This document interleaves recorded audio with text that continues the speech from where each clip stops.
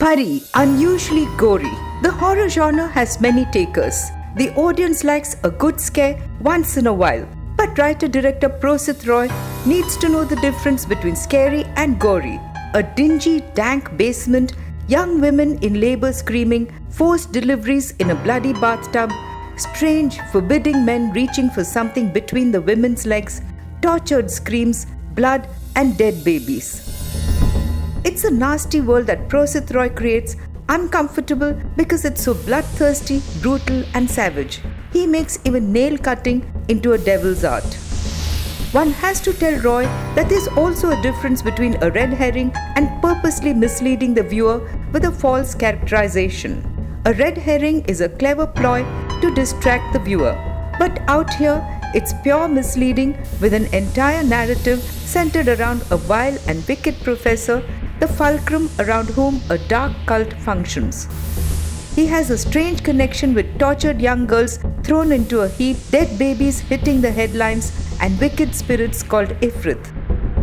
And then it moves to pleasant young Arnab, allowing traumatized Rukhsana, a raw young girl from the jungle, into his house. But the mystery that comes with her involves an Islamic cult with satanic jinns and Quranic prayers that stop the Ifrit in its tracks. When you finally get the confused storyline sorted out, you realize the director has intentionally portrayed one important character misleadingly, even giving him superhuman strength in one shot where he lifts a security guard dangerously. It is an unusual story which is welcome. However, it's the telling that repulses. Much of the 2-hour 17-minute indulgence is spent on tropes, on creating the right atmospherics, creaky sounds, torrential rains, and a forbidding background score that almost always ends up in something tame.